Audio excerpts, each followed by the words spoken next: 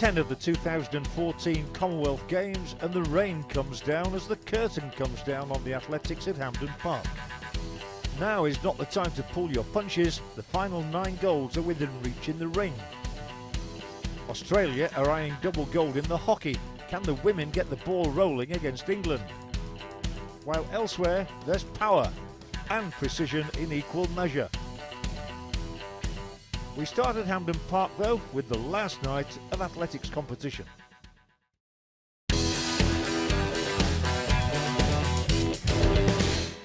The final 9 gold medals to be won inside Hampden Park would be decided on the last day of athletics in Glasgow. The first to be decided was in the women's 5,000 metres. World silver medalist Mercy Cherono led a strong contingent of Kenyans vying for a medal. Could anyone mount a challenge on a very wet track? We join in the last lap. And they go through the bell after a 69-second lap with Joe Pavey, 40 years old, leading and right in the medal shake-up.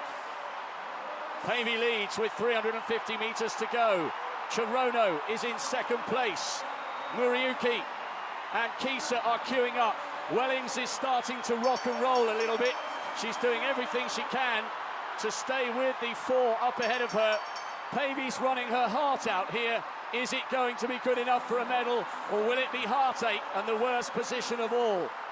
Cherono really wants to upgrade the world silver to Commonwealth gold here, but Kisa and Muriuki aren't beaten. Muriuki is trying to mount a challenge here, but Cherono is producing a brilliant run. Joe Pavey's doing everything she can to get in the mix for a medal, and she's going to do it. Cherono, the world silver medalist, is going to become the Commonwealth champion. Kisa takes the silver, and Joe Pavey, at the age of 40, who ran her heart out, has come up with a fantastic bronze medal 8 years after her silver in this event. Mercy Cherono, the multiple world junior champion, is the Commonwealth champion. Janet Kisa the silver, and Joe Pavey rolling back the years in style for a well-deserved bronze. There was a strong lineup for the final of the men's 1500 metres, which included Delhi silver medalist James Magut. Could he go one better in Glasgow? We join the race in the closing stages. And at the bell, it's a Kenyan 1, 2, 3.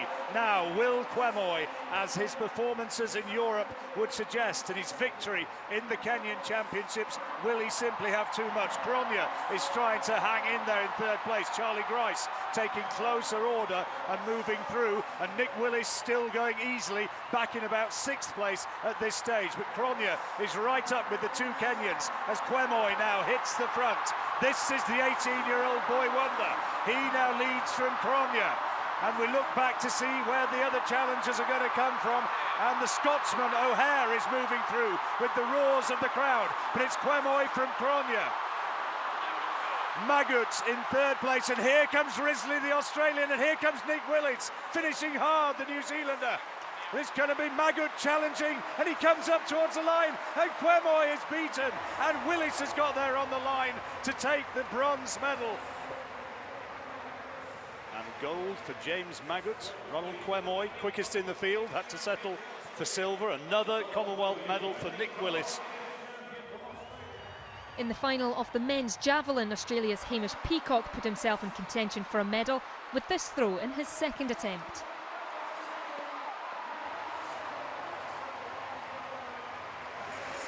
And that one sails over 80 metres. So that's a very good throw from Peacock. Looked good. But in the very next round, African champion Julius Yego went into top spot with the longest throw so far. So what can Yego do? That one looks better. And yes, indeed it is. So he goes out over the mark of Keyshawn Walcott. Olympic champion from Trinidad and Tobago, Keyshawn Walcott, tried his utmost to clinch the gold, and his final throw looked to be a long one. So last attempt. Can he get up into the gold medal position? Is that better? That's sailing out, and that's pretty good. 82.67, he improves, but remains in 2nd place, and a silver medal. And there's Julius Yego. I think this means he's the first Kenyan athlete ever to win a throws title in this Commonwealth Games. What a wonderful gold medal. So a first gold for Kenya in a throwing event, and it's Keyshawn Walcott who had to settle for silver, with Australia's Hamish Peacock picking up the bronze. The start of the men's triple jump fell victim to the weather, but when it finally did get underway, it was Arpinder Singh of India who led after round one. He has gone over 17 metres this year.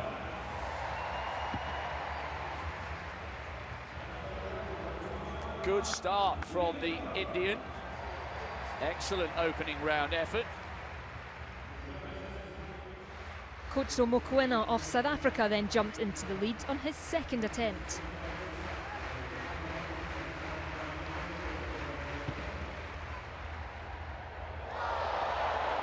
He's going to take the lead with that. 17 metres and 20. It's a season's best, and I can tell you it's only 5 centimetres shy of his 9-year-old triple jump personal best. Nigeria's Tosin Oke came close, but it just wasn't enough to beat Mokoena.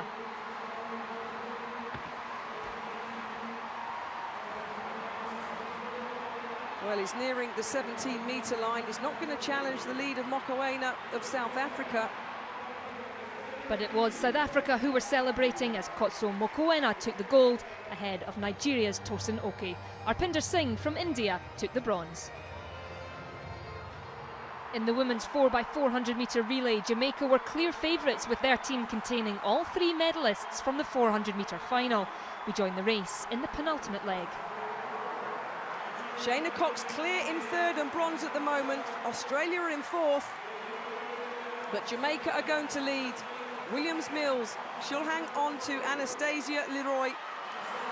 Oh, a little bit of a mess up on the Nigerian changeover as well. A Motsho onto Ada Benjamin. The Indians have gone, they've dropped the baton. The rain is steaming down here now, but Jamaica are flying down the back straight. But here comes the Nigerian, the third leg runner, trying hard to close the Jamaican lead. There's a real battle potentially going to go on for the minor places.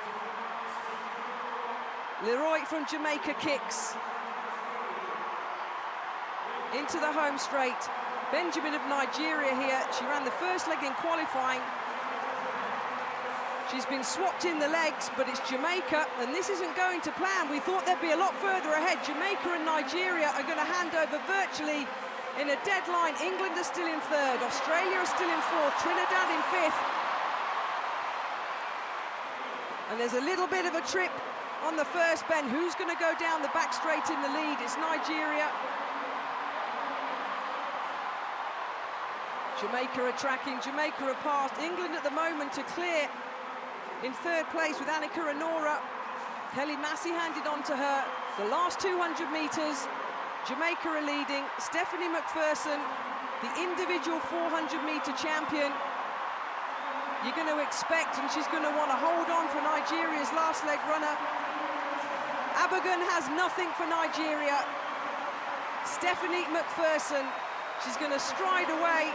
The bronze is safe for England, and the 400-metre individual champion, subject to confirmation, a games record of 3 minutes 23.83 seconds. And the Jamaican has a second gold medal of these Commonwealth Games. Well, it was a win for Jamaica. The 3 individual medalists coming home with a wonderful team, a games record of 3 minutes 23.82 seconds. You see India at the bottom disqualified. The men's 4x400 metre relay was likely to be a much more competitive affair, with England, the Bahamas, Trinidad and Tobago and Jamaica all vying for medal positions. As they come around now towards the straight, Trinidad and Tobago from England, then come the Bahamas, and England mounting a challenge. Here comes Ord, terrific leg he's running, and the Bahamas right in contention also, with Alonzo Russell, who is going to be handing over to Chris Brown, the relay specialist, and the race is on now.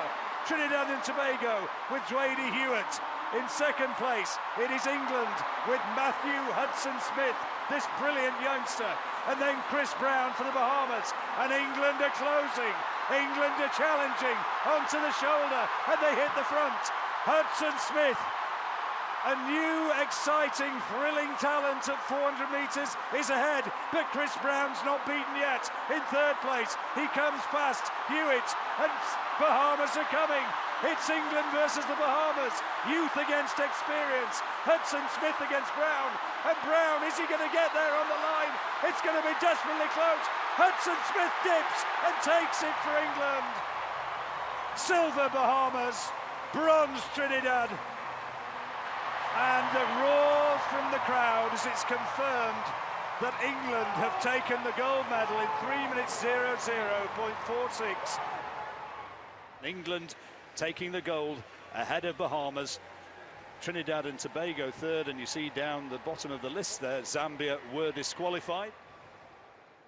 In a rain-affected women's pole vault final, only 4 managed to jump successfully. 4.25 metres was enough for Wales's Sally Peake to claim silver.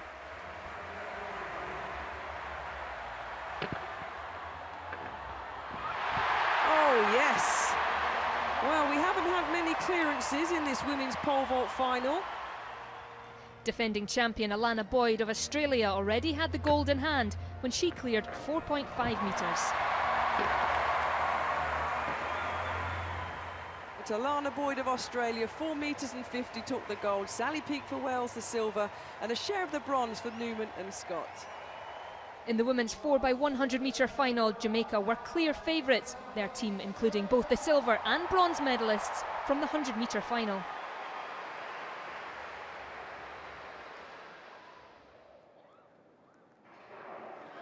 So it's a Sumnu out first for Nigeria. Karen Stewart blasting round, and this is good work from the Jamaicans. Blessing Okabare's got quite a lot to do down the back straight, and the Jamaicans going well, firing round, and Campbell Brown will hand on to Shaloni Calvert, and it's Jamaica from Nigeria. Canada going well on the outside, but here come the Jamaicans, the reigning world champions. Nigeria in second, good run by the English quartet. They're coming home for third. The Jamaicans take it. Nigeria second, England third. They've smashed the Games record. Another Games record for the Jamaicans, asserting their authority on that 4x1. Blessing Okabare does get a third medal, but this time it's not gold, it's silver, and a well-deserved bronze for a buoyant young English team. Jamaica. A quartet littered with global honours as a team and individually. Jamaica are the Commonwealth champions for 2014. And as the curtain closed on athletics, the crowd inside Hampden were treated to a show by one of the world's most famous sportsmen in the 4x100 metre final.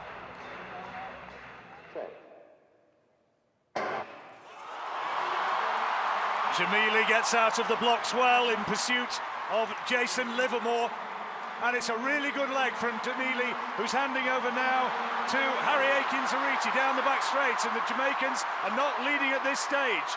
That's Kamar Bailey-Cole, the individual gold medalist, and England are right up there challenging. This is good from the English team. Richard Kilty is going to hand over now to Danny Talbot, and here goes Usain Bolt. He's not leading, but is he going to be soon? Here goes Bolt going for gold, and he goes sweeping past Kilty. Trinidad and Tobago are going to take the bronze, and they dip across the line in 37.59, and Usain Bolt, the superstar of world athletics, has carried Jamaica home to a Games record, 37.58 seconds. He had it to do on that last leg. England had put their changes together superbly after a great start from Adam Jamili, but then on the anchor leg, well, it was kind of scripted, wasn't it? And what a fitting way for the whole night to climax. So there you are. Games record, Jamaica, with Usain Bolt 37.58 ahead of two good performances from England and Trinidad and Tobago. But at the moment, the stadium is a little bit in awe of the greatest sprinter in the world.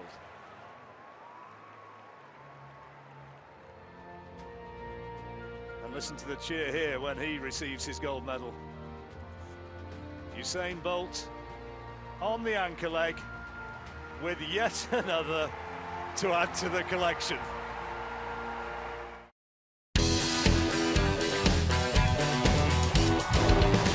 The women's hockey final was contested between defending champions Australia and Delhi bronze medalists England. Australia had already been victorious in this fixture with a 3-0 win in the group stages. Could England turn the tables for gold?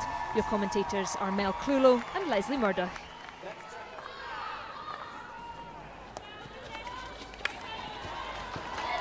Excellent progress down the right flank. Susie Gilbert and Danson looking for the free hit. And they get it, England. They rush on to attack. Again through Gilbert. Number 10 slams it across. Owsley. It's in! It's 1-0 to England. It's Lily Owsley has scored for England. It's a fantastic ball in and skills by Susie Gilbert. What a finish by the 19-year-old. Great. Who says that forwards can't tackle? Alex Danson down low, makes a strong tackle. And that was just calmness and composure personified by Lily Owsley. 1.5 minutes in the gold medal match. The tactical ability, firstly from Danny Carey, and they get the penalty corner. Has the drama not finished in this match? And Unsworth smacks the ball away. Is this the opportunity that Australia had been searching for and waiting for? It's a fantastic spin by Georgie Parker.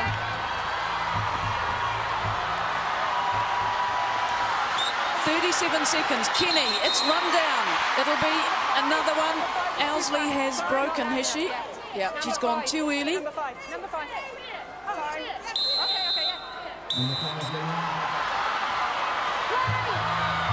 Four English defenders. It's Flanagan at the goal, and Hinch does really well. Kenny's still there, the ball's there, it's in! Oh my goodness, with 18 seconds on the clock, Australia have drawn even with England.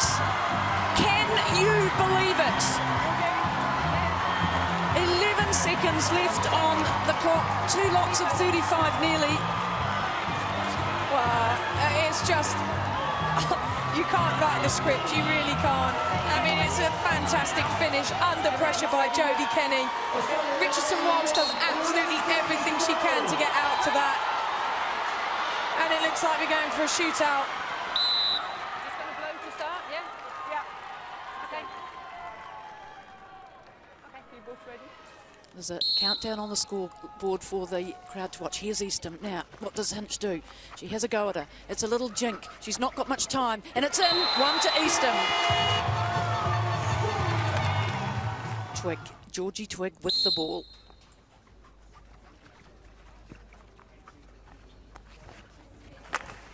One all. Twig gets hers in.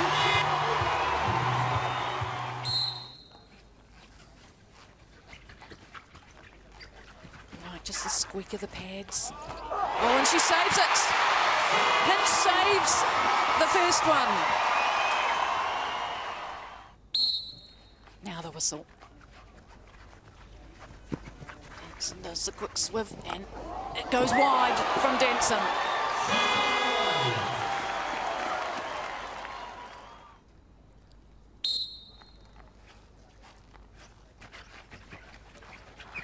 And in it goes. What a bullet from Parker. Made no mistake with that, one of the best ones. Tension on her face. And Lynch grabs it out. Another miss by England.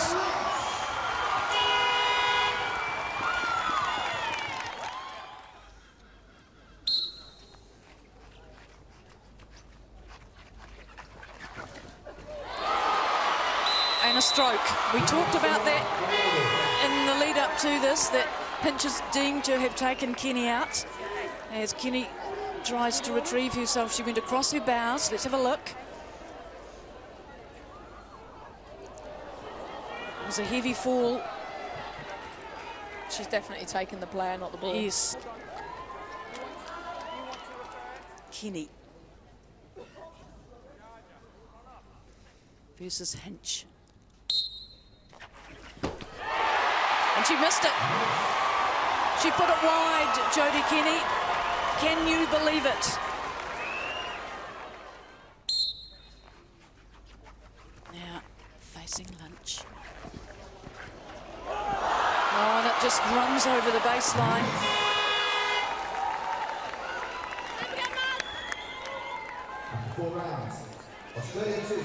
Oh, this can decide it. So 2-1 at the moment, and the Australian captain, Madonna Blythe, for the gold medal.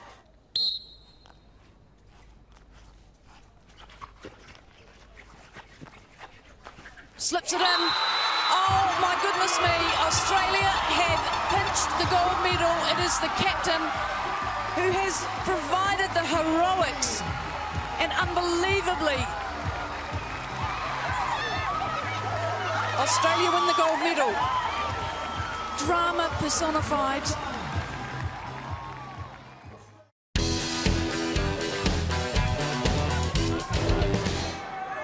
The boxing finals continued in the hydro, and in the men's bantamweight final, neither Northern Ireland's Michael Conlon nor England's Ashfaq Case were sure they'd done enough to win gold as their fight entered the closing stages. Well, as we arrived today, we had a chat with Conlon. He was confident, he was keen, and he was also keen to get a photo with a former lightweight champ, Jim Watt. He might walk away with a bigger prize here today. Do you know what? He's toughed it out, and he's looked the tougher of the two here. Well, it's a lovely left hand over the top. Yep, 20 seconds to go. I reckon he's done enough. He's imposed himself on Ashfaq. He's not allowed Ashfaq, who looked terrific under pressure, and his first bout just hasn't been able to cope with this pressure. Terrific stuff, and both of men throwing caution to the wind, technique out the window, and just trying to lift. But Conlon, I think he's right. I agree with you, Jim. I think he's got the fight. We have a unanimous decision in favour of the winner, now gold medalist and Commonwealth men's bantamweight champion. In the red corner, representing Northern Ireland, Michael Conlon.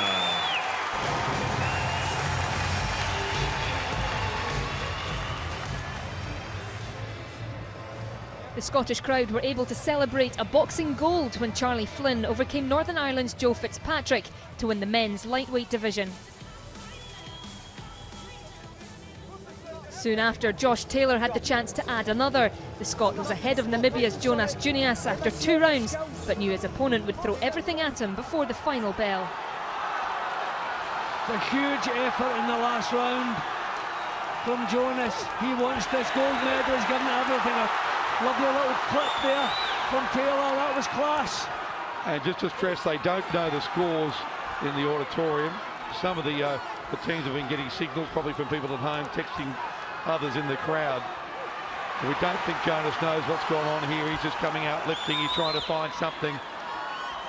Josh Taylor needs to stay on his feet. Well, he hasn't left Taylor alone in this last round, Jonas. Oh, lovely right hand.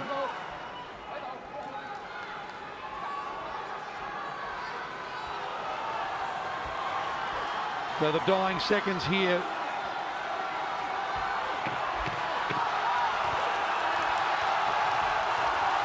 Huge effort from Jonas in the last round, and a terrific round.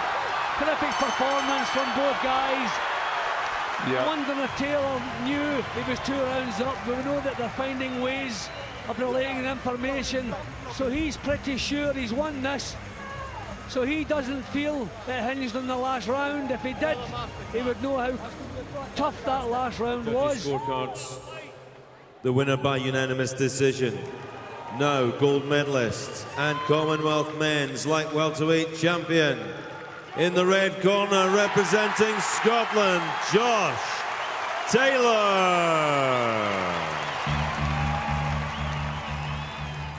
It was a very even fight between England's Savannah Marshall and Canada's Ariane Fortin for the women's middleweight title. It came down to a split decision, with the gold going to the world #1 Marshall.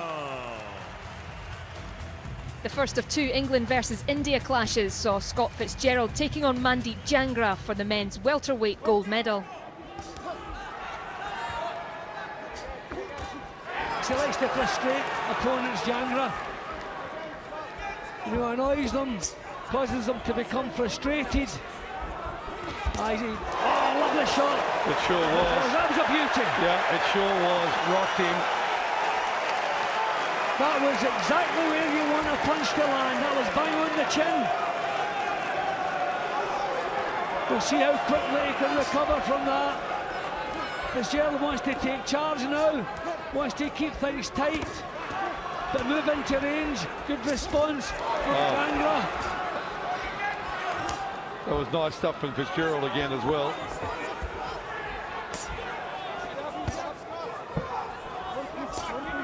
Well, he's kept it simple, Fitzgerald. I see the eye. Yeah, there's a cut about the eye with a clash of heads, I think. We'll have a look at that in a moment. Good jabbing from Fitzgerald as well. This is good. He's done well against an awkward opponent here. He's got him on the floor. He's kept his boxing together, kept his concentration and his defences. Jangra all over the place, but trying to box in a more conventional fashion at the moment. Now, of course, if the fight, we're not saying it will be, if the fight was stopped because of the cut and it was a clash of heads, I'll go to the cards. If it wasn't opened up by a punch.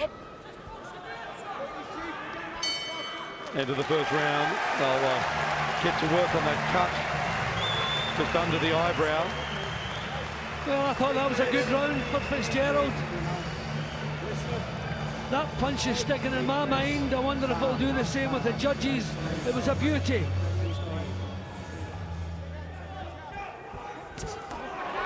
He hasn't been drawn into mistakes, Fitzgerald. That's the thing that Jangra's been able to frustrate his other opponents. He certainly did with Donnelly. And his jab's working well, Fitzgerald. I didn't see that as being low. Maybe it was slightly the other side of us. Well, I don't think the referee did either. A bit of play acting. Oh, he's gone down. The big right hand. Put him straight to the canvas. He's got straight back up. See, I think Jangra's concentration is leaving him. He's trying the tricks. You know, we see that from a few of the Indian experienced, and he's trying to get the referee on the side. I think his concentration dipped, and he walked straight on to the right hand there. Got to keep your mind on the job here. Big right hand from Fitzgerald. This is a terrific performance from him. And again, and again. Yep. 2 counts. If this was a professional contest, that'd be a 10-8 round for sure. Well, with 2 knockdowns, I think it's going to be. It should be. You know, a knockdown and a 10 count. Sorry, an 8 count. Another big right hand. See, Jangra has caused himself to have to chase the fight now, and he's the one making the mistakes. He's the one who looks frustrated. This is a terrific performance from Fitzgerald. See, he's staying there with Jangra.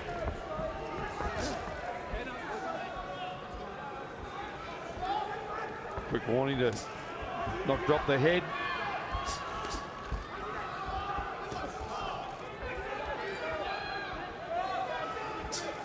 Not really. Jangra hasn't produced anything in this round to make you sit up and take notice. On the floor, and on the floor again. Yeah, he tried to throw the big overhand right. He just got the short right hand on the button. It was a terrific punch. He's in control. Too often, Jangra's mind seemed to be elsewhere. I think he tried to con the referee with an invented low blow, and then he didn't have his mind switched on. Jumped back into action, right onto the big right hand. Then the other standing count, then later on in the round. So that's at least a 10-8 round.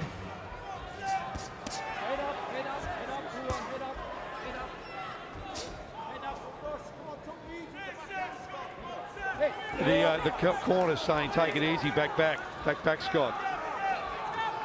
They're really comfortable. The fight's over, but it doesn't appear to be in Fitzgerald's nature to just back. You know, just jab. Fitzgerald's hoping to knock him out. Yep, I think he's better doing as he's doing. Everything's working. Why would he start coasting? Did the right thing. The fight was almost over though. Nope, don't think there's any question in anybody's mind. Winner by unanimous decision. Now, gold medalist and Commonwealth Games men's welterweight champion in the red corner, representing England, Scott Fitzgerald.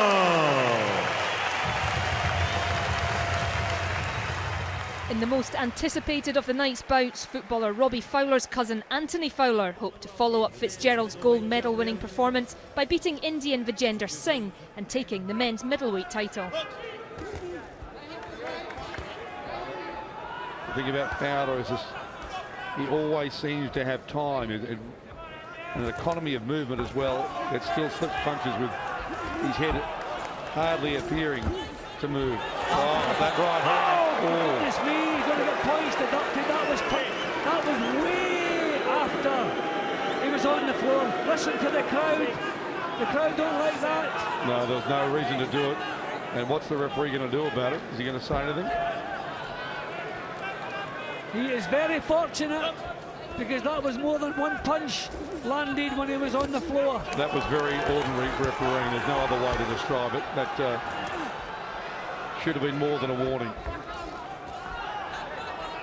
Well, Fowler has not allowed Singh to do anything, to set up anything in the opening round. The knockdown, what's taken place up to the knockdown, this round has to be beyond Vijender Singh unless he can return the compliment, and he's not even been allowed to set up any powerful shots. He's been knocked onto his heels. I've got the feeling that Anthony Fowler would be prepared to go through brick walls, and that's the attitude he's showing.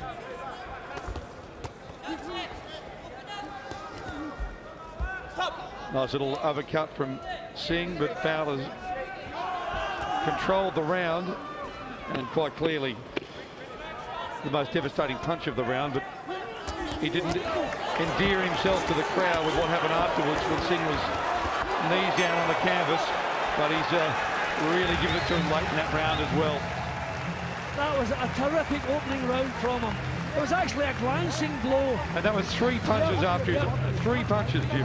And the punch that knocked him over wasn't even a great punch. It was like it was as much balance. 1, 2, 3. That really, I'm glad it wasn't, but that should have been a point deduction. That was, well, it should have been a point deduction. But absolutely. The remainder of the fight saw Fowler exert his dominance over his Indian opponent, claiming gold was a formality. In the blue corner, representing England, Anthony Fowler. In the men's light heavyweight division, New Zealand's David Naika, just 18, clashed with Kennedy St. Pierre from Mauritius.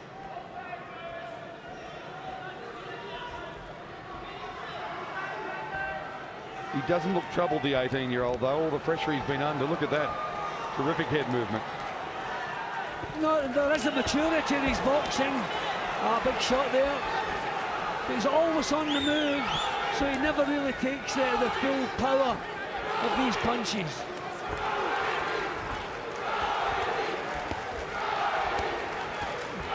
Yep, good burst there from Naika.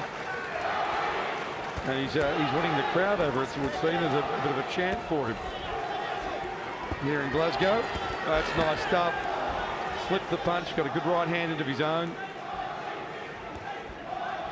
Yeah, that was good, solid work from Naika. He's standing his ground a little bit more. And he's making St. Pierre miss fairly regularly now, and he's just looking a little bit ragged. I'm not saying he's out of gas, but he's just looking. That left hand was an example of it. Yeah, wouldn't have thought he would throw that in the first round, but it was clearly never going to go anywhere. Yeah, but Naika always plenty of space around him. He's not been pinned in the ropes, pinned in corners. So this is where he likes to do business, and he's doing it well. Yeah, he's a good finish, and he'll take this round. Well, that's a nice right hand, though, from St. Pierre.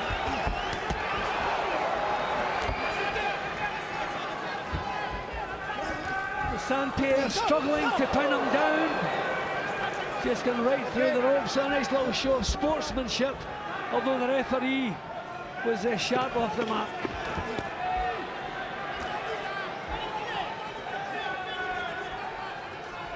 Well, he still looks strong, powerful and fit, Naika. So I think he'll go back to his corner, happy man. Yep, there's the wave. Naika did enough in the final round to persuade the judges and claim the title.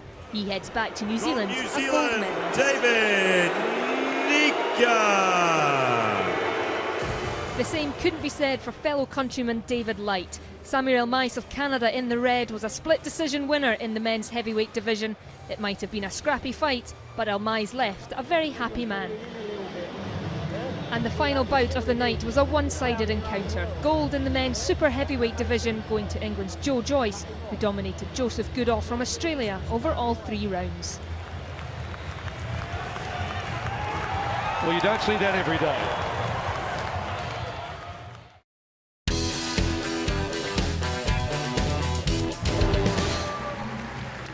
The final of the women's doubles gold medal match in the table tennis saw top seeds Feng Tianwei and Yu Mengyu of Singapore take on Zhen Fenglei and Miao Miao of Australia. They join the action in game 2.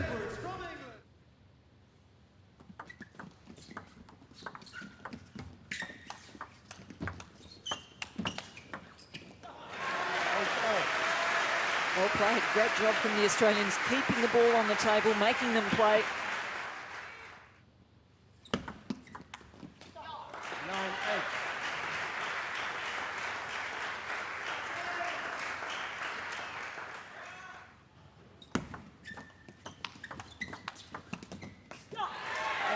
The Australians working their way to 2 game points to level the match.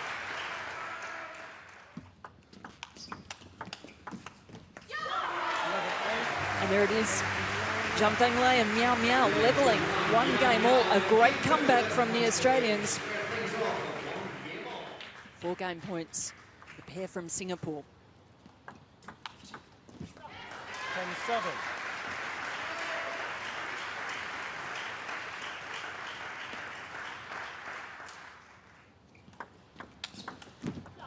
Another wonderful return from Zhen Fenglei.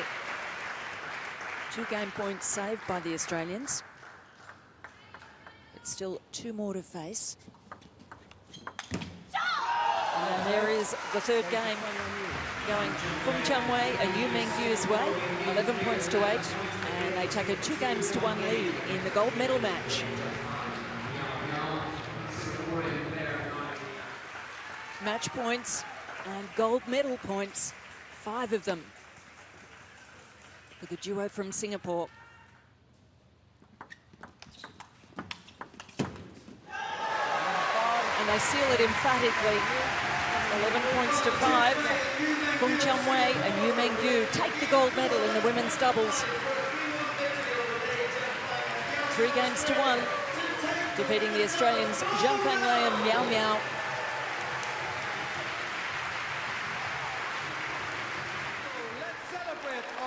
After that success, Singapore were guaranteed to take 6 of the 7 gold medals on offer, as the final of the men's singles competition was between compatriots Gao Ning and Zhang Jiang. Zhang took the first 2 games, winning 11-9 and 11-2. We pick up the action in game 3.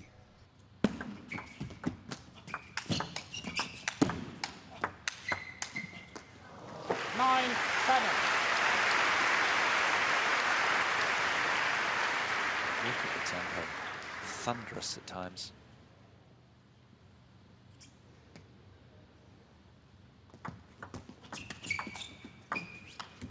Oh, fabulous play from Zhan.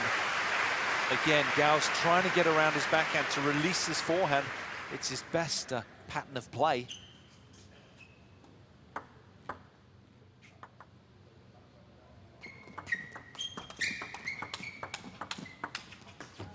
He lost the point, but that's the better tactic for Gowning. So 3 games to love then for Jan, the second seed here. Gao with 4 game points. Back in it then, Gowning. Jan still in the ascendancy out here, 3 games to 1.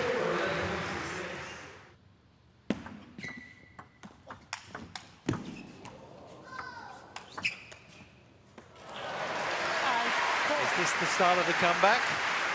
Might Jan get a little tight? Only time will tell.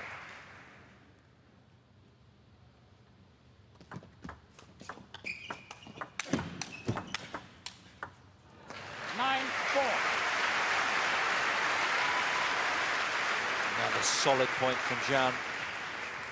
No indications of tension. 5-9.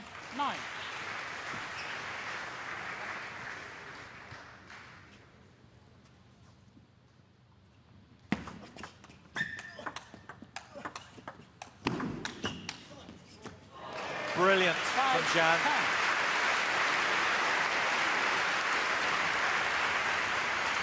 And that brings up 5 match points for the number 2 seed.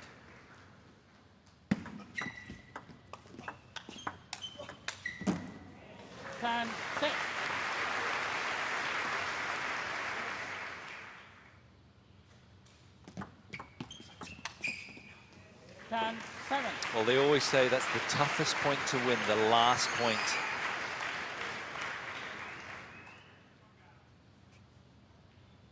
Now here's a change, serving with the forehand. Simply brilliant performance from Zhang Jian.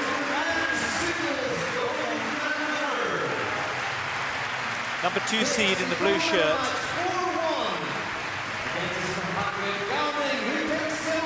Humble in his celebration. Total respect for Gowning, the top seed. They're very good friends. But it's the second seeded Zhang Jian here that takes the gold medal.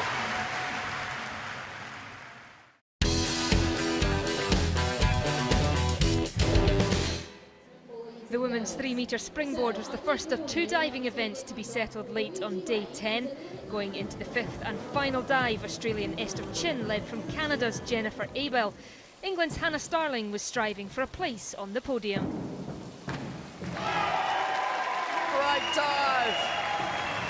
Sensational dive from Hannah Starling. Brilliantly on the end of the board. Lovely twist. And magnificent entry. That will catapult her, I'm sure, past her opponents. She's at the top of the pile at the moment. Well, it's this dive, Esther Chin. This one for a medal, could it be gold? Australia then holding its breath. Forward 2.5 somersault. She's got in the water cleanly. Lines up the entry. 8, 6, 7. A little bit wobbly on the entry. But will the judges go with her? 63 points there, not massive, but she's thrown down the gauntlet. What colour will the medal be for Jennifer Abel? Will it be another gold?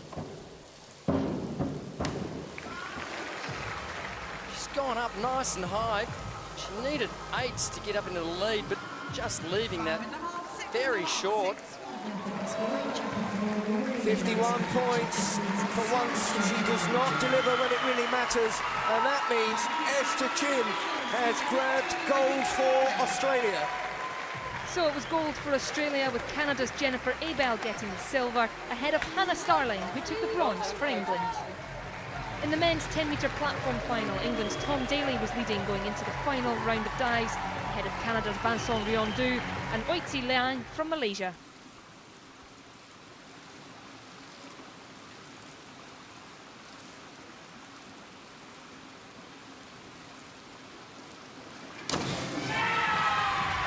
Absolutely.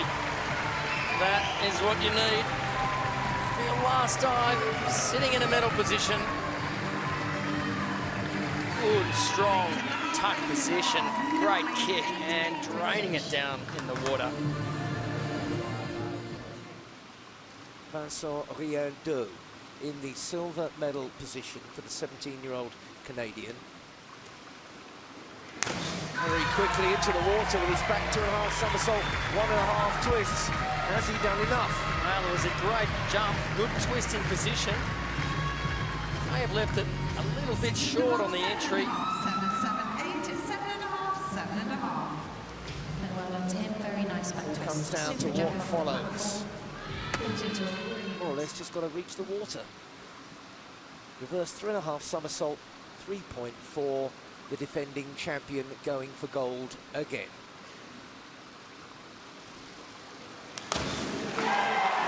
That's the way to do it. England fans up and cheering. Have some of that. And the Tom Daly stamp of authority, 93.5. So a very impressive showing from 20-year-old Daly, who dealt with the pressure to defend his Commonwealth title. Silver went to Malaysia, with Canada picking up the bronze. Elsewhere in the para-sport powerlifting, the men were competing for 2 gold medals on day 10 of the Games. In the lightweight category, Nigeria's Paul Kahindi set the standard with a lift of 207 kilograms.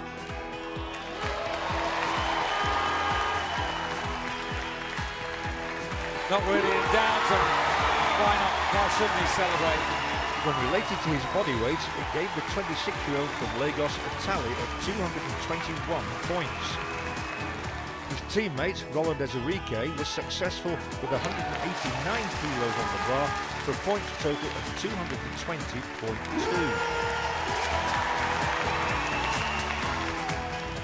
England's Ali Jawad, who became a world champion earlier this year, attempted 194 kilos with his final lift. That secured him a world record in his weight class and a bronze medal in the lightweight category here. What amazing celebratory moves. That is awesome. He clearly relished the moment. So 1-2 for Nigeria with bronze for England. In the men's heavyweight division, Rajinder Rahulu of India, who won bronze at the 2004 Paralympics in Athens, succeeded with this lift of 185 kilograms, but subsequently failed at 189.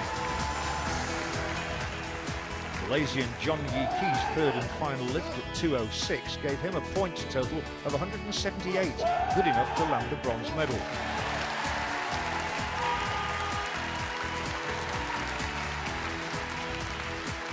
Abdulaziz Ibrahim of Nigeria, who missed the London Olympics through injury but returned to the sport this year to win the World Championship, celebrated taking the Commonwealth title in style with a lift of 224 kilograms. Come on. Fingers crossed. 1, 2, 3, 2. It's enough. So another powerlifting gold for Nigeria, silver for India and bronze to Malaysia.